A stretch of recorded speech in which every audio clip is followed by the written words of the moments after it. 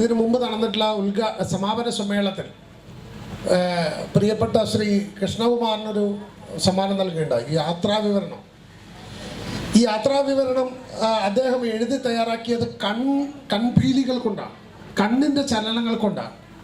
അവർ കണ്ണിൻ്റെ ചലനങ്ങൾ ഒപ്പിയെടുക്കാൻ കഴിയുന്ന, അല്ലെങ്കിൽ ആ ഒരു കണ്ണിൻ്റെ ചലനങ്ങൾ ഒപ്പിയെടുക്കുന്ന വികാരങ്ങളെപ്പോലും പ്രതിഫലിപ്പിക്കാൻ കഴിയുന്ന നിലയിലേക്ക് നമ്മുടെ സാങ്കേതിക സംവിധാനം മാറിയിട്ടുണ്ടെങ്കിൽ തീർച്ചയായും ഈ സാങ്കേതിക സംവിധാനത്തിൻ്റെ അനന്തമായ സാധ്യതകൾ ഉപയോഗിച്ചുകൊണ്ട് ഇന്ന് എല്ലാവരുടെയും ചലന സഞ്ചാര ആശയവിനിമയ സ്വാതന്ത്ര്യങ്ങൾ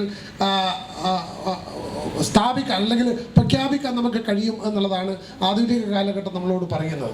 അതിൻ്റെ സാധ്യതകൾ എത്രമാത്രം ഫലപ്രദമായി ഉപയോഗിക്കാൻ നമുക്ക് കഴിയേണ്ടതുണ്ട് എന്നുള്ള ഒരു പ്രഖ്യാപനം കൂടിയാണ്. യഥാർത്ഥത്തിൽ അങ്ങനെ ഒരു ആവശ്യകതയിലേക്കുള്ള ചർച്ച കൂടിയാണ് ഇത്തരം ഒരു ഓപ്പൺ ഫോറം കൊണ്ട് നമ്മൾ ഉദ്ദേശിക്കുന്നത്.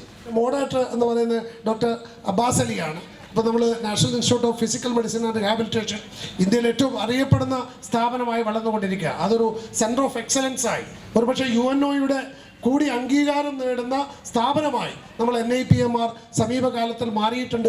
അതിൽ ഗവൺമെൻറ്റിൻ്റെ ഇടപെടൽ എത്രമാത്രം സാർത്ഥകമാണ് എന്ന് തെളിയിക്കുന്നതാണ് ഈ NIPMR ഈ അടുത്ത കാലത്ത് നേടിയിട്ടുള്ള നേട്ടങ്ങൾ എന്നുള്ളത്. അതിൻ്റെ പുതിയ ചുമതലക്കാരനാണ് എക്സിക്യൂട്ടീവ് ഡയറക്ടറായി ഈ കഴിഞ്ഞ ദിവസമാണ് ഡോക്ടർ അബ്ബാസ് അലി ചുമതല ഏറ്റെടുത്തിട്ടുള്ളത്. തീർച്ചയായിട്ടും അവർക്കും ഈ സഹായോപകരണ നിർമ്മാണ കേന്ദ്രമുണ്ട്. ആ നിലയിൽ നിപ്മറിന് വലിയ ഇടപെടൽ സാധ്യതയാണ് ഈ മേഖലയിലുള്ളത്. വളരെ സ്നേഹാദരങ്ങളോടുകൂടി ഈ ഓപ്പൺ സെഷൻ്റെ മോഡറേറ്ററായ ഡോക്ടർ അബ്ബാസ് അലിയെ സ്വാഗതം ചെയ്യുക. ഇതിൽ പങ്കെടുക്കുന്ന ശ്രീ രോഹിത് ഫിലിപ്പ് നമ്മൾ KDISCUമായി ബന്ധപ്പെട്ടിട്ടുള്ള ഒരു പുതിയ സംവിധാനമാണ്. അപ്പോൾ പല മേഖലയിലും KDISCിൻ്റെയും അതുപോലെ തന്നെ കിഫ്ബിയുടെയും ഒക്കെ ഇടപെടൽ നമ്മൾ കണ്ടുകൊണ്ടിരിക്കുകയാണ്. അതിൽ വേണ്ടത്ര ഒരുപക്ഷെ ശ്രദ്ധിക്കപ്പെടാത്ത ഒരു മേഖലയാണ് ഈ അസിസ്റ്റീവ് ഡിവൈസസിൻ്റെ മേഖല.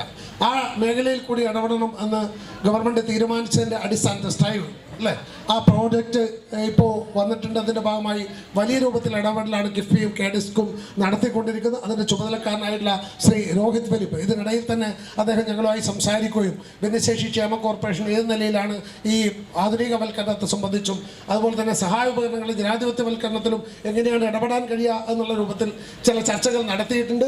തീർച്ചയായും അവരുടെ സഹായത്തോടുകൂടി അവർ ആഗ്രഹിക്കുന്ന രൂപത്തിൽ നമുക്ക് മാറ്റിയെടുക്കാൻ കഴിയുമെന്നാണ് പ്രതീക്ഷിക്കുന്നത്. ശ്രീ രോഹിത് ഫിലിപ്പിനെ സ്നേഹാദരങ്ങളോടുകൂടി ഈ ഓപ്പൺ വേദിയിലേക്ക് സ്വാഗതം ചെയ്യും. മറ്റൊന്ന് ഗിരീഷ് കീർത്തിയാണ്. ഗിരീഷ് കീർത്തിയെ സംബന്ധിച്ചിടത്തോളം എത്രയോ കാലങ്ങളായി ഭിന്നശേഷി മേഖലയിൽ ഇടപെട്ടുകൊണ്ടിരിക്കുന്ന വളരെയായിട്ടുള്ള ഭിന്നശേഷി ആക്ടിവിസ്റ്റ് എന്നാണ് നമുക്ക് വേണ്ടി പറയാം. പലപ്പോഴും അങ്ങനെ ഒരു പ്രയോഗം നമ്മൾ കാണാറില്ലെങ്കിൽ പോലും ഭിന്നശേഷി ആക്ടിവിസ്റ്റാണ് ശ്രീ ഗിരീഷ് കീർത്തി എന്ന് പറയുന്നത്. അത് കേവലമായിട്ടുള്ള ഒരു അക്കാദമിക് സിസ്റ്റം മാത്രമല്ല, പ്രായോഗികമായ ഒട്ടനവധി പ്രവർത്തനങ്ങൾ സംഘടിപ്പിച്ചിട്ടുള്ളതാണ്. കാഴ്ച പരിമിതിയുള്ള ഒരാൾ യഥാർത്ഥത്തിൽ കാഴ്ച പരിമിതിയിൽ ജനിച്ച ആളല്ല, അക്വേർഡായിട്ടുള്ള കാഴ്ച പരിമിതിക്കാരനാണ്. ഒരു അപകടത്തിൽ 100% കാഴ്ച നഷ്ടപ്പെട്ടിട്ടുള്ള ആളാണ്. പക്ഷേ അദ്ദേഹം അതിനെ മറികടക്കാൻ കഴിഞ്ഞിട്ടുണ്ട്. എത്രയോ ആളുകൾക്ക് കാഴ്ചയുടെ ലോകത്തേക്ക് നയിക്കുന്നതിന് വേണ്ടിയുള്ള പ്രവർത്തനങ്ങൾക്കും നേതൃത്വം കൊടുക്കുന്നുണ്ട്. ഭിന്നശേഷി ക്ഷേമ കോർപ്പറേഷൻ്റെ ഡയറക്ടർ ബോർഡ് അംഗമാണ്. ശ്രീ ഗിരീഷ് കീർത്തിയെ സ്നേഹാദരങ്ങളോടുകൂടി ഈ വേദിയിലേക്ക് സ്വാഗതം ചെയ്യും. അതുപോലെ തന്നെ മറ്റൊരു ആൾ Shaju V Cheriyan, senior orthotic and പ്രോസ്തറ്റീഷ്യനാണ്. ഇപ്പോൾ തിരുവനന്തപുരം മെഡിക്കൽ കോളേജിലായിരുന്നു സുദീർഘകാലം, ഇപ്പോൾ കോട്ടയം മെഡിക്കൽ കോളേജിലാണ്. ഭിന്നശേഷി ക്ഷേമ കോർപ്പറേഷൻ്റെ സഹായ നിർമ്മാണ കേന്ദ്രങ്ങളുടെ ആധുനികവൽക്കരണത്തിനും അതുപോലെ തന്നെ കോർപ്പറേഷൻ്റെ സാങ്കേതിക അംഗമായൊക്കെ എത്രയോ പതിറ്റാണ്ടുകളായി പ്രവർത്തിക്കുന്ന ആളാണ്. ഈ മേഖലയിൽ അദ്ദേഹത്തിൻ്റെ കഴിവും അതുപോലെ തന്നെ സാങ്കേതിക വൈദഗ്ധ്യവും ഭിന്നശേഷി സമൂഹത്തിനാകെ മാതൃകയാക്കി മാറ്റാൻ കഴിയും എന്നുള്ള വിശ്വാസം എന്നെ സംബന്ധിച്ചിടത്തോളം കഴിഞ്ഞ ഒരു 10 കാലവുമായുള്ള ബന്ധത്തിൻ്റെ അടിസ്ഥാനത്തിൽ എനിക്ക് വ്യക്തതയുണ്ട്. ശ്രീ ഷാജു വി ചെറിയാനെ സ്നേഹാദരങ്ങളോടുകൂടി യോഗത്തിലേക്ക് സ്വാഗതം ചെയ്യുന്നു. അതുപോലെ തന്നെ ശ്രീ സൂരജിനെയും വളരെ സ്നേഹത്തോടു കൂടി ഇതിനകത്തേക്ക് ഈ ഓപ്പൺ വേദിയിലേക്ക് ഞാൻ സ്വാഗതം ചെയ്യുന്നു. അതുപോലെ തന്നെ ഇവിടെ സന്നിഹിതരായിട്ടുള്ള നിരവധി ആളുകളുണ്ട്. നമ്മുടെ അതിൻ്റെ കമ്മിറ്റിയുടെ കൺവീനറായിട്ടുള്ള ശ്രീമതി ഷീബ മുന്താസ് ഉണ്ട്. അതുപോലെ തന്നെ വിവിധ ജില്ലാ ഓഫീസർമാരുണ്ട്, ഭിന്നശേഷി മേഖലയിലെ സംഘടനാ പ്രവർത്തകരുണ്ട്, ഉദ്യോഗസ്ഥരുണ്ട്. അതുപോലെ എല്ലാവരെയും സ്നേഹപൂർവ്വം ഈ വേദിയിലേക്ക് ശ്രീ ഗോകുൽ രത്നാകരുണ്ട്. ഈ മേഖലയിൽ ദീർഘകാലമായി പ്രവർത്തിക്കുന്ന, ഞാൻ ഓരോരുത്തരുടെ പേരെടുത്ത് പറയുന്നില്ല, വേദിയിൽ പങ്കെടുക്കുന്ന മുഴുവൻ ആളുകളെയും ഇതൊരു സാർത്ഥകമായ ചർച്ചയായി മാറിയിട്ട് കേവലമായ അക്കാദമിക് സെഷൻ ഉപരിയായി, ഇപ്പോൾ ശിവദാസൻ പോലുള്ള ആളുകളുണ്ട്, ആ ഉപരിയായിട്ട് ഇതൊരു വലിയ ഒരു പ്രായോഗികമായ പ്രവർത്തനത്തിലേക്ക് ഈ ചർച്ചകൾ നയിക്കട്ടെ എന്ന് മാത്രം ആഗ്രഹിച്ചുകൊണ്ടും എല്ലാവരെയും ഒരിക്കൽ കൂടി ഈ ഓപ്പൺ ഫോറത്തിലേക്ക് സ്വാഗതം ചെയ്തുകൊണ്ട് ഞാൻ എൻ്റെ വാക്കുകൾ ഉപസംഹരിക്കുന്നു. നന്ദി, നമസ്കാരം. സഹായക ഉപകരണങ്ങൾ എന്നത് ഭാഷാപരമായി ഒന്ന് വിശകലനം ചെയ്ത് നോക്കിയാൽ ഈ എല്ലാ ഉപകരണങ്ങളും മനുഷ്യരെ സഹായിക്കാൻ വേണ്ടിയുള്ളതാണ്. ഒന്നുകിൽ ഏതെങ്കിലും ഒരു അവസ്ഥയെ മറികടക്കാൻ വേണ്ടിയുള്ളതാണ്, അല്ലെങ്കിൽ അധ്വാനത്തെ ലളിതമാക്കാനുള്ളതാണ്, അല്ലെങ്കിൽ പ്രവർത്തനത്തെ സൂക്ഷ്മതയുള്ളതാക്കാനാണ്. അത്തരം ഉപകരണങ്ങൾ ഉപയോഗിച്ചുകൊണ്ട് തന്നെയാണ് മനുഷ്യരാശി മുഴുവൻ ജീവിച്ചുകൊണ്ടിരിക്കുന്നത്. നിങ്ങൾക്ക് കൈവിരൽ കൊണ്ട് ഒരു സ്ക്രൂ മുറുക്കിയെടുക്കാനോ ഒരു സ്ക്രൂ അഴിച്ചെടുക്കാനോ ഒക്കെ പ്രയാസമാണ്. വളരെ ചെറിയ ഒരു ഉപകരണമേ ആവശ്യമുള്ളൂ. അതിനനുയോജ്യമായ ഒരു സ്ക്രൂ ഡ്രൈവർ വേണം. പലപ്പോഴും നമുക്ക് അഴിച്ചെടുക്കേണ്ട പല പ്രതിസന്ധികളെയും അഴിച്ചെടുക്കാൻ സഹായകമായ തരത്തിലുള്ള ഒരു സ്ക്രൂ ഡ്രൈവർ നമ്മുടെ കയ്യിലോ നമ്മുടെ സമൂഹത്തിൻ്റെ കയ്യിലോ ഇല്ല എന്നതാണ് നമ്മൾ അനുഭവിക്കുന്ന ഒരു പ്രതിസന്ധി. ധാരാളം സഹായക ഉപകരണങ്ങളെക്കുറിച്ച് നമുക്ക് അറിയാം. പക്ഷേ എങ്കിൽ പോലും നമ്മുടെ നാട്ടിൽ തന്നെ പ്രചാരത്തിലുള്ള, നമ്മുടെ നാട്ടിൽ തന്നെ ലഭ്യമായ പല ഉപകരണങ്ങളെക്കുറിച്ചും നമുക്ക് ഒരുപക്ഷെ ധാരണ കുറവാണ്. അല്ലെങ്കിൽ അത്തരം ഉപകരണങ്ങൾ നേരിട്ട് ഉപയോഗിക്കാൻ നമുക്ക് അവസരങ്ങൾ ലഭിച്ചിട്ടില്ല. ലഭ്യമായ ഉപകരണങ്ങളെ നമുക്ക് അനുയോജ്യമായ രീതിയിൽ പരിവർത്തിപ്പിച്ചെടുക്കുക എന്ന് പറയുന്ന ഒരു രീതിയിലും നമുക്ക് വലിയ പ്രശ്നങ്ങളുണ്ട്. ഇത് നിങ്ങൾക്ക് എല്ലാവർക്കും അറിയുന്ന പോലെ തന്നെ നമ്മുടെ ഒരു പൊതു മനസ്സിൻ്റെ വലിയ പ്രശ്നം ഇതിനകത്തുണ്ട്.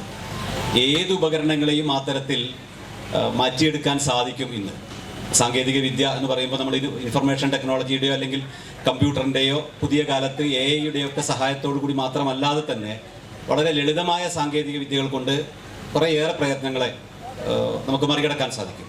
പലരും അതൊക്കെ ഉപയോഗിച്ചിട്ടുള്ള ആളുകളാണ്. ഇതൊരു വളരെ വിശാലമായൊരു മേഖലയാണ്. ഇപ്പോൾ നമ്മുടെ മൊബിലിറ്റിയുമായി ബന്ധപ്പെട്ട ഉപകരണങ്ങൾ ആവശ്യമുണ്ട്, സെൻസറി ആയിട്ടുള്ള ഉപകരണങ്ങൾ നമുക്ക് ആവശ്യമുണ്ട്, ലേണിംഗ് ഫലപ്രദമാക്കുന്നതിന് വേണ്ടി എല്ലാ തരത്തിലും ഇപ്പോൾ സ്മാർട്ടായിട്ടുള്ള ഉപകരണങ്ങൾ എന്ന് പറയുന്നത് വലിയ ശ്രേണി തന്നെ വരുന്നുണ്ട്. വീടിനെ തന്നെയും നമുക്ക് ആ തരത്തിലുള്ള ഓഗ്മെൻറ്റേഷൻ സാധ്യമാക്കാം. ഒരാൾക്ക് അയാളുടെ ജീവിതത്തിൽ അയാൾക്ക് അനുഭവിക്കുന്ന പ്രയാസങ്ങൾ എന്താണോ ഉള്ളത് അത് മറികടക്കുന്നതിന് വേണ്ടി. ഇപ്പോൾ വീട്ടിലുള്ള പ്രയാസങ്ങളില്ല എന്ന് നമ്മൾ വിചാരിക്കുന്ന ആളുകളും പലതരത്തിലുള്ള ഉപകരണങ്ങൾ കൊണ്ടാണ് അവരുടെ ജീവിതത്തെ കൂടുതൽ ലളിതമാക്കിക്കൊണ്ടിരിക്കുന്നത്. ഇന്നലെയൊക്കെ നമ്മൾ പറഞ്ഞ ചില ഉദാഹരണങ്ങളുണ്ട്. ഇവിടെ തന്നെ നമ്മുടെ പൊതുപരിപാടികൾക്ക് വേണ്ടി നമ്മൾ ഉപയോഗിക്കുന്ന പോഡിയം, ഇന്നലെ ഒരു സമയത്ത് അത് സൂചിപ്പിച്ചതാണ്. പക്ഷേ എങ്കിലും ഇത് പറയേണ്ടതെന്ന് തോന്നുന്നു. അത് ഉയരം കുറവുള്ള മനുഷ്യരെ മുഴുവൻ പരിഹസിക്കുന്ന ഒരു ഉപകരണമാണ്. ഒരു 5 അടിയിൽ താഴെ ഉയരമുള്ള അയാളുടെ ഒരു പോഡിയത്തിൻ്റെ മുമ്പിൽ ചെന്ന് പ്രസംഗിക്കുക എന്ന് പറയുന്നത് വലിയ പ്രയാസമാണ്. ഉയരം അഡ്ജസ്റ്റ് ചെയ്യാവുന്ന സകലമാന ഉപകരണങ്ങളും കണ്ടുപിടിച്ചിട്ടും എന്തുകൊണ്ട് ഉയരം അഡ്ജസ്റ്റ് ചെയ്യാവുന്ന ഒരു പോഡിയം നമ്മൾ കണ്ടെത്തുന്നില്ല എന്നുള്ളത് വലിയൊരു പ്രശ്നമാണ്. മൈക്കിൻ്റെ സ്റ്റാൻഡൊക്കെ നമ്മൾ ക്രമീകരിച്ച് കൊടുക്കും ആളുടെ ഉയരത്തിനനുസരിച്ച്. പക്ഷേ പോഡിയം നമുക്ക് ഇപ്പോൾ നിലവിൽ ക്രമീകരിക്കാൻ ലഭ്യമല്ലാത്തതല്ല പ്രശ്നം, അതിനൊന്നും സാങ്കേതിക വിദ്യ ഇല്ലാത്തതല്ല പ്രശ്നം. നമുക്ക് അങ്ങനെ ഒരു മനോഭാവമില്ല. അങ്ങനെ ഒന്ന് ആവശ്യമാണ്. ഉയരം കുറഞ്ഞ മനുഷ്യരെയും കൂടി അവർ ആ സമയത്ത് അനുഭവിക്കുന്ന ഒരു പ്രതിസന്ധിയെ മറികടക്കാൻ അങ്ങനെ ഒന്ന് ആവശ്യമാണ് നമ്മൾ ആലോചിക്കുന്നില്ല. ഇതിപ്പോൾ കസേരയിലായാലും ഇന്നലെ ഇപ്പോൾ ഇവിടെ നമ്മുടെ സിനിമാ പ്രവർത്തകൻ ജോബി ഈ വേദിയിലുണ്ടായിരുന്നു. അപ്പം അദ്ദേഹം നമ്മൾ ഇരിക്കുന്ന ഈ കസേരയിലേക്ക് അദ്ദേഹം ചാടി കയറി ഇരിക്കുകയാണ്. കാലിന് നീളം കുറവാണ് എന്നുള്ളത് കൊണ്ട് ഇരുന്നിട്ട് നിലത്ത് കാല് ചവിട്ടി വെക്കാൻ പറ്റാതെ പണ്ട് 1ാം ക്ലാസ്സിൽ നമ്മൾ പലരും ചില ബെഞ്ചിലിരുന്നില്ലേ, വളരെ ഇൻസെക്യൂർ ആയിട്ടൊരു ഇരിപ്പ്, എപ്പോൾ വേണമെങ്കിലും മറിഞ്ഞു വീഴാമെന്നുള്ള രീതിയിലൊരു ഇരിപ്പ്, അങ്ങനെയാണ് ഇരിക്കുന്നത്. അപ്പോൾ ഉയരം കുറഞ്ഞ കസേരകൾ നമ്മുടെ ഡിസബിലിറ്റിയുമായി ബന്ധപ്പെട്ട പരിപാടികൾക്കെങ്കിലും വീൽ ചെയറൊക്കെ പോലെ നമുക്ക് അങ്ങനെയൊക്കെ പലതരത്തിലുള്ള ആലോചനകൾ ആവശ്യമുണ്ടാവും. ഇപ്പോൾ ഹോട്ടലുകളിലൊക്കെ വാഷ് ബേസിൻ പോലുള്ള കാര്യത്തെ നമ്മൾ കണ്ടതാണ്. വളരെ അടുത്ത കാലത്താണ് അല്പം ഉയരം കുറഞ്ഞൊരു വാഷ് ബേസിൻ കുട്ടികൾക്ക് വേണ്ടി എന്ന രീതിയിൽ വെക്കുന്നത്. അതുപോലും നോക്കിയാൽ അറിയാം താഴ്ത്തി വെച്ചിട്ടേ ഉള്ളൂ. അതിൻ്റെ വീതി വലിയ ആളുകൾക്കുള്ളത് തന്നെയാണ്. അതുകൊണ്ട് ഒരു കുട്ടിക്ക് ആ ടാപ്പിലേക്ക് കൈയെഴുത്തില്ല. അപ്പോൾ നമ്മുടെ മൊത്തത്തിലുള്ളൊരു ലോകം, ഇതിൻ്റെ വിശദാംശങ്ങളൊക്കെ, സാങ്കേതികമായിട്ടുള്ള വിശദാംശങ്ങളൊക്കെ പ്രഗത്ഭരായ ആളുകളോട് സംസാരിക്കാനുണ്ട്. ഞാൻ ഊന്നുന്ന ഒരു കാര്യം, യഥാർത്ഥത്തിൽ നമ്മുടെ ചുറ്റും ഈ സാങ്കേതിക വിദ്യകളൊക്കെ ഉണ്ട്. ധാരണയുടെ കുറവുമുണ്ട്, നമുക്കതിൻ്റെ ലഭ്യതയുടെ കുറവുമുണ്ട്. അതോടൊപ്പം തന്നെ ഇതൊക്കെ വേണ്ടത്ര രീതിയിൽ ലഭ്യമാക്കേണ്ടതാണ്. ഇത്തരം മേഖലകളിൽ ശരിയായ ഗവേഷണങ്ങളും കണ്ടെത്തലുകളും ആളുകളിലേക്ക് എത്തിക്കലുമൊക്കെ ആവശ്യമാണ് എന്നുള്ളൊരു മനോഭാവവും വളർന്നു വരുന്നേ ഉള്ളൂ. നമ്മൾ വളരെ പുറകിലാണെന്ന് നമുക്ക് പറയാൻ പറ്റില്ല. ഒരുപക്ഷെ ഇന്ത്യയിലെ ഇതര സംസ്ഥാനങ്ങളെയൊക്കെ അപേക്ഷിച്ച് നോക്കുമ്പോൾ വലിയ തോതിൽ നമ്മൾ മുന്നോട്ട് പോയിട്ടുണ്ട്. പക്ഷേ ലോകത്ത് മുഴുവൻ നടക്കുന്ന മാറ്റങ്ങളും നമ്മുടെ നാട്ടിലെ ആളുകളുടെ ആവശ്യങ്ങളും അതിൻ്റെ സൂക്ഷ്മതകളും അവരനുഭവിക്കുന്ന പ്രതിസന്ധികളുമൊക്കെ മനസ്സിലാക്കുമ്പോൾ ധാരാളം ഇടപെടലുകളും ധാരാളം അന്വേഷണങ്ങളും അതിൻ്റെ പ്രചരണ പ്രവർത്തനങ്ങളുമൊക്കെ ഇനിയും ഏറെ മുന്നോട്ട് പോകേണ്ടതുണ്ട് എന്ന ഒരു ആമുഖം മാത്രമേ എനിക്ക് പറയാനുള്ളൂ. മറ്റ് പാനലിസ്റ്റുകൾക്ക് ധാരാളം സമയം ആവശ്യമുണ്ട്. നമ്മുടെ ലഭ്യമായ സമയത്തിനുള്ളിൽ എല്ലാവർക്കും അവസരം കിട്ടേണ്ടതുണ്ട് എന്നുള്ളതുകൊണ്ട് പറയാനുള്ള കാര്യങ്ങളെ ഏറ്റവും ഫലപ്രദമായും സൂക്ഷ്മമായും ചെറുതാക്കിയും പറയാൻ പാനലിസ്റ്റുകൾ ശ്രമിക്കണം എന്ന് മാത്രമാണ് ഒരു അഭ്യർത്ഥനയായിട്ട് പറയാനുള്ളത്. ശ്രീ രോഹിത് സർ സംസാരിച്ചു തുടങ്ങും ഞാൻ പ്രതീക്ഷിക്കുന്നു.